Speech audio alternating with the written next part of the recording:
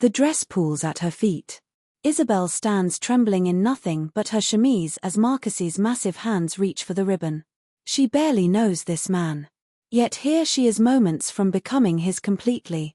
His grey eyes burn with hunger as he whispers what is about to do to her. But let's back up. Before we dive into their wedding night, let me tell you how a refined Boston schoolteacher ended up in the arms of the most dangerous man on the frontier. Before we continue, comment where in the world you're watching from, and don't forget to click subscribe. The train lurched to a stop at Crimson Ridge Station. Isabel Monroe pressed her gloved hand against the window, her breath fogging the glass. 3 days of rattling through endless prairie had left her dress wrinkled and her nerves raw. She clutched the worn envelope in her lap, the one with his letters inside, the ones that had promised her a home, a future, a husband. What she saw through that smudged window made her heart drop. The town looked like it had been assembled by men too drunk or too tired to care. Wooden buildings leaned at odd angles, paint peeling under the merciless sun. But none of that compared to the man waiting on the platform. Isabel had imagined her future husband 1,000 times during the journey. She had pictured someone kind, perhaps weathered by the sun, but gentle. Someone her height, maybe a bit taller. The man standing beneath the station awning was none of those things. He was enormous, not fat, but built like the mountains she'd seen from the train window. At least 6.5 feet tall, with broad shoulders and thick arms that strained against his work shirt. His hands looked like they could span her entire waist. And when he shifted his weight, other men on the platform gave him space, looking at him with something between respect and fear. Isabel's hands trembled as she gathered her belongings. The conductor offered his hand to help her down, but his eyes kept darting toward the giant man, as if warning her it wasn't too late to get back on the train. Her heeled boots touched the wooden platform, and the sound seemed impossibly loud. The big man turned toward her, and Isabel felt her breath catch. His eyes were the color of storm clouds, pale gray and intense, and they swept over her with an assessment that made her skin prickle. He stopped a few feet away. Up close, he was even more intimidating. His shirt was open at the collar, revealing sun-bronzed skin and dark hair. When he removed his hat, she saw hair as black as coal, slightly too long, curling at his neck. He looked dangerous. Untamed. Nothing like the nervous merchants back east who had courted her with sweaty palms. "You're Isabel Monroe," he said, his voice a low rumble that seemed to vibrate through her chest. It wasn't a question. She nodded, not trusting her voice. "I'm Marcus Reeves," he said finally. "Your husband." Not her intended. Not her betrothed. But her husband, as if the matter was already settled. "Mr. Reeves," Isabel found her voice, though it came out smaller than intended. "I thought there would be a proper ceremony. A preacher. We've been corresponding, but surely." He cut her off with a shake of his head. "Preacher's coming through town next week. Until then, you'll stay at my ranch. With me." The way he said it made clear there would be no discussion. "I'm not property, Mr. Reeves," she said, lifting her chin despite her hammering heart. He smiled then, and it transformed his face entirely. "Of course you're a person," he said, his voice dropping lower, becoming intimate. "You're a woman. My woman. And I intend to treat you as such. Now, are you going to keep arguing on this platform where the whole town can hear, or are you going to let me take you home?" The word home did something strange to her insides. Before she could protest, he took her bag and lifted her trunk onto his shoulder with one hand, a casual display of strength that left her breathless. Then he placed those enormous hands on her waist and lifted her onto the wagon seat as easily as if she were a child. They rode in silence through town. Isabel tried not to notice how people stared, how women whispered behind their hands, how men tipped their hats to Marcus with expressions of wary respect. The wagon jolted over rough terrain, and despite her best efforts, Isabel found herself sliding across the seat, pressed against Marcus's solid frame. Each time, he would steady her with that same casual strength, his hand on her arm, her waist, once on her thigh when she nearly tumbled off entirely. "I told you to hold on," he said, but this time his voice was rough, almost strained. When she glanced up, she saw something dark and hungry in his grey eyes. The sun was sinking when the ranch finally came into view. It was larger than she'd expected, a sprawling two-story house built from rough-hewn logs, surrounded by corrals and outbuildings. It looked solid, permanent, like something that would endure. Marcus pulled the wagon to a stop, and before Isabel could climb down, he was there, his hands on her waist, lifting her down. But this time he didn't release her immediately. He held her suspended, her feet dangling inches above the ground, her face level with his chest. She could feel the steady thud of his heartbeat, could smell leather and horse and something distinctly male. He lowered her slowly, letting her body slide against his, and by the time her feet touched the ground, Isabel was trembling. His hands remained on her waist as he leaned down until his mouth was close to her ear. "Welcome home, Isabel," he said, his voice a low rumble. "I'm going to make you very happy here." The promise in his words made her knees weak. She knew he wasn't just talking about providing shelter and security. The days that followed fell into a pattern that was both comforting and maddening. During the day, Isabel worked alongside Marcus, learning the rhythms of ranch life. She learned to tend chickens, collect eggs, milk the cow, bake bread. She grew stronger and more confident with each passing hour. And every moment, she was aware of Marcus watching her, his presence a constant, comforting weight. But it was the nights that truly tested her. Each evening after dinner and chores, Marcus would pull her close, would kiss her until she was breathless and aching. His hands would roam her body through her clothes, learning every curve, every sensitive spot. He would whisper dark promises in her ear. "When the preacher comes," he'd murmur against her neck, "when I can finally make you mine, I'm going to worship every inch of your body. I'm going to learn what makes you moan, what makes you beg." The explicit promises should have shocked her, but instead they sent liquid heat coursing through her veins. She found herself counting down the days, the hours, until she could finally belong to him completely. True to his word, he never took it further. He never touched her between her legs, never did more than make her ache with unfulfilled desire. It was sweet torture, a deliberate building of tension.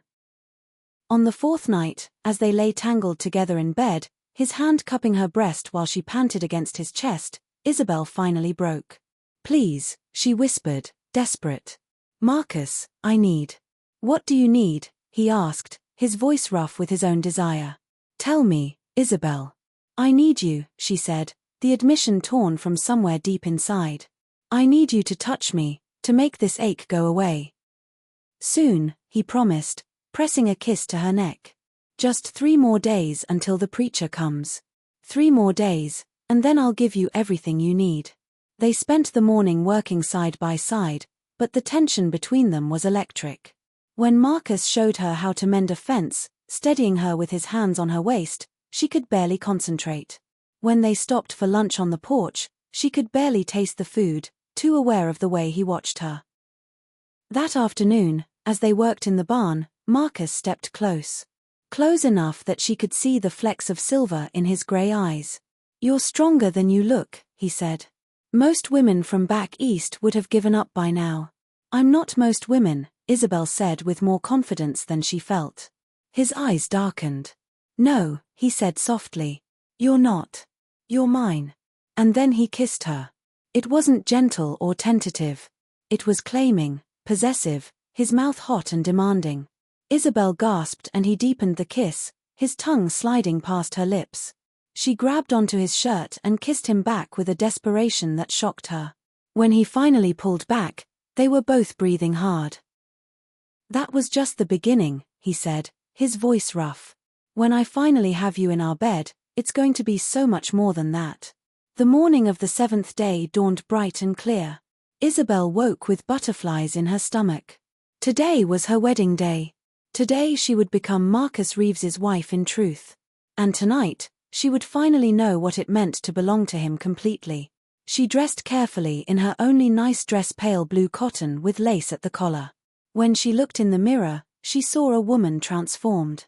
Her cheeks were flushed, her eyes bright with anticipation, and despite the nervous flutter in her chest, she felt beautiful. Ready. The ceremony was simple and brief. No frills, just the essential words that would bind them together.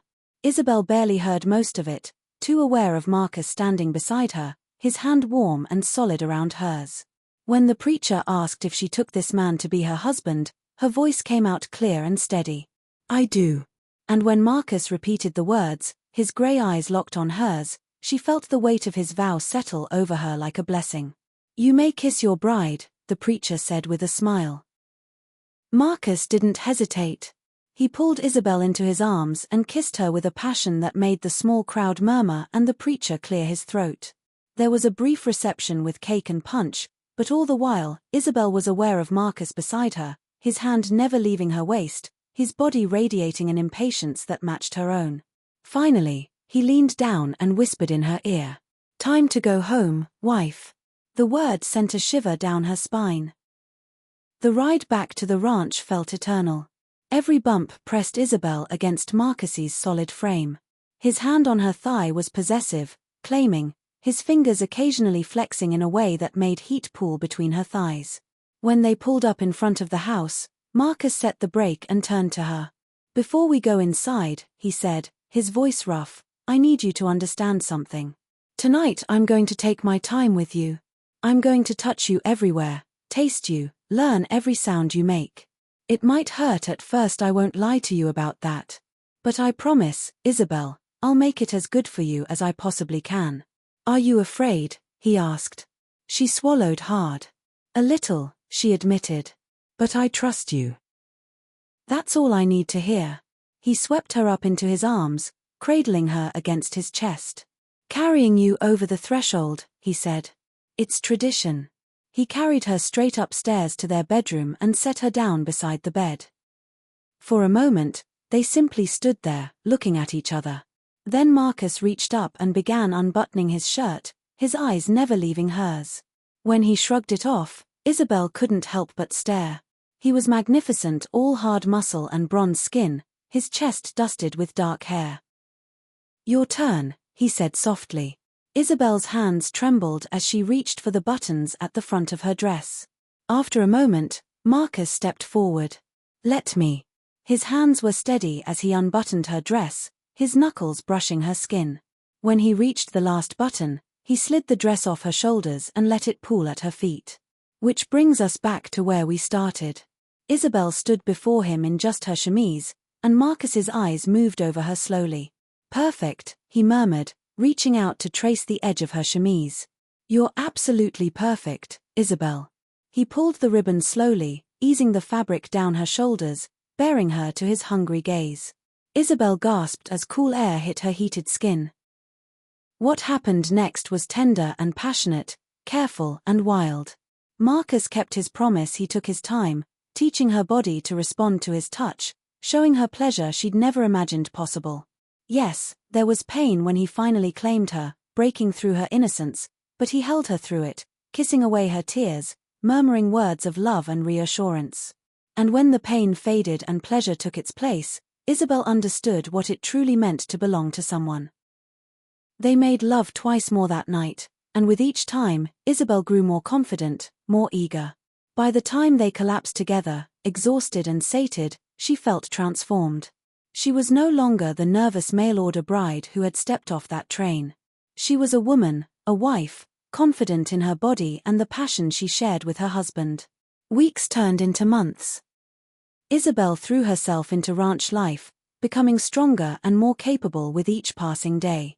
And every night, Marcus made love to her with a passion that never diminished. By the time autumn arrived, painting the prairie in shades of gold and red, Isabel stood on the porch one evening, watching the sunset. Marcus's arms wrapped around her from behind, his hands splaying across her stomach. "I have something to tell you," she said, turning to look up at him.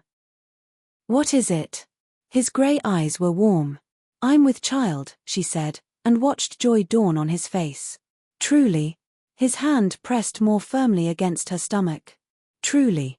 We're going to have a baby." Marcus swept her up into his arms, spinning her around until she was dizzy and laughing. When he set her down, he cupped her face and kissed her with such tenderness that tears sprang to her eyes. "A family," he said, wonder in his voice. "Yes," Isabel said. "A family." Standing on the porch of their ranch with the man she loved, Isabel knew that every risk she'd taken, every fear she'd conquered, had been worth it. She had found her home not just in this wild, beautiful land, but in the arms of the giant man who had promised to love and protect her, and who kept that promise every single day.